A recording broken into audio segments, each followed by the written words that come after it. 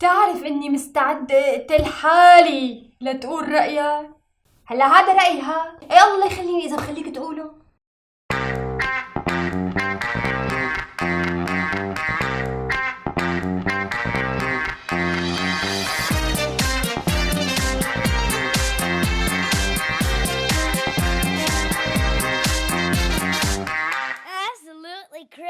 مرحبا. حرية التعبير هو حق بيولد مع الإنسان، ما له منحة أو مكرمة يجي حدا يعطيك إياه، حق بيولد من يوم أنت بتولد، جزء منك، مثله مثل رجلك يعني.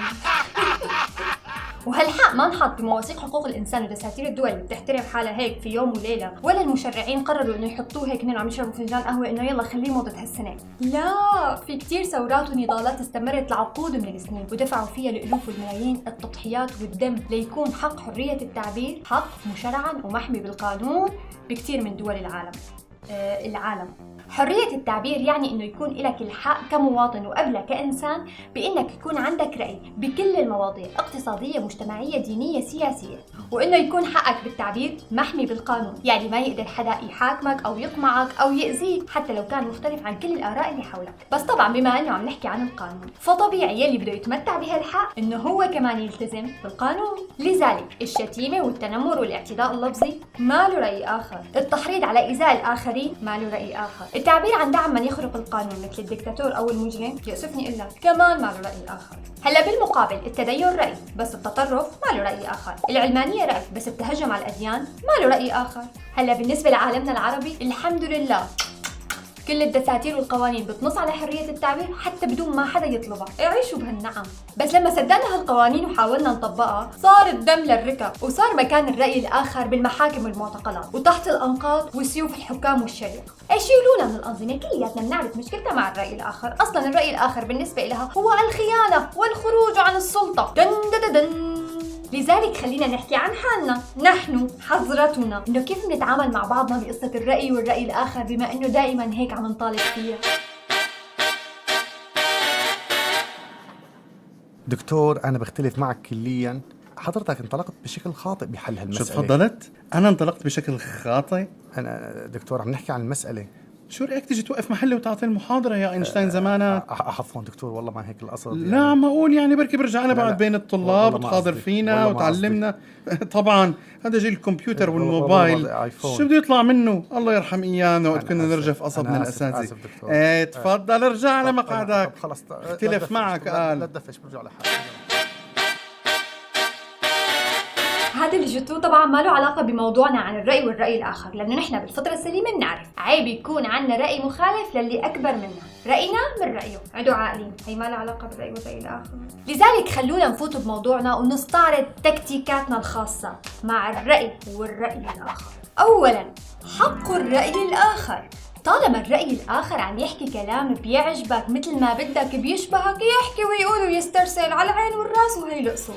بس إذا كان كلامه غير كلامك، رأيه غير رأيك، اصحك تخليه يقول أي شيء انطلاقا من المقولة الخالدة من حقك يكون رأيك يشبه رأيي. ثانيا الإصغاء. لما بيكون الرأي الآخر قاعد ومسترسل وعم يحكي عمل حالك عم تسمعه، بس من جوا إياك تكون عم تسمعه، تكون عم تجهز حالك أنت وقدراتك الكلامية لتعرف كيف تصد وترد بغض النظر شو عم يقول، ما بيهمك تسمعه. أنت بنباهتك وشطارتك اقطعش آخر كلمة من حديثه، الزق بأول جملة من حديثه وبلش. اصحك تنهزم لأنه ببين له رأي غير رأيك لا سمح الله، مو حقك بنوم. ثالثا الإقناع. هلا انه هيك شباب مجتمعين عم يتناقشوا ويختلفوا بالرأي وبعدين كل واحد يسلم على الثاني بكل احترام يروح ورأيه معه، لا اسمحوا لي، هذا مو نقاش زلم. انه شلون يعني هيك ضل على رأيه وراح عادي؟ لا، لازم تقنعه. اذا ما فاتك عضلاتك الكلامية اسحب عليه عضلاتك الحقيقية واقنعه بالتي هي احسن، وهيك المرجع. رابعا الانتقام. لما حدا بيختلف معك بالرأي لازم تعرف انه هذا الشيء اعتداء عليك وإهانة شخصية إلك على فكرة، وانا ما اكون محلك بنتقم شر انتقام مثل هيك. لذلك حبيبنا ما لازم ننظر للموضوع من زاوية عرض وشرف. المرأة إلها كينونة خاصة، من حقها تختلف مع زوجها، مع أبوها، مع أخوها. أيوة على فكرة أنت واحد ديوس. عفواً احترم حالك. علي الحلال ما بتمانع انه اختك تجيب صاحبها على البيت وتطلع معه على الغرفه، ويمكن جيب لهم عشاء كمان. شو بيعرفني؟ لح يا واطي ليش هيك عم تحكي؟ شو ليش؟ مو صار لك ساعه عم تحكي لي عن احترام الراي والراي الاخر. اخي هذا رايي فيك، ليش زعلت؟ هذا ما اسمه راي، هذا اسمه قله ادب وتخلف. لك شفت انكم انتو جماعه الحريه والعلمانيه فاضيين وكذابين. لك اول ما جبت لك سيره اختك ما ضل فيك عقل، بدك يعني يقبلها نسوان امي؟ اسمعوا لي هالرويبضه هاد. اخراس متخلف، بعمركم ما بتصيروا بشر. ليك العلماني ليك سمع لي كلمتين بالتلفزيون جاي عندي اياهم.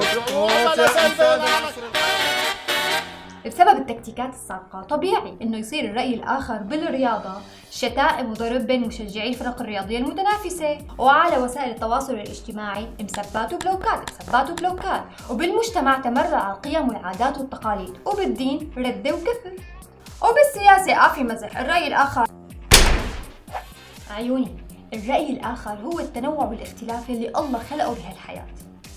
الرأي الآخر هو المحرض على التغيير والابتكار والإبداع. الرأي الآخر ما فيك تلغيه لو حاربته، لأنه هو موجود لأنه رأيك موجود. الرأي الآخر هو الحفاظ على حقك بأنه يكون لك رأي آخر. بشوفكم الحلقة الجاية. أنا علا منص. باي.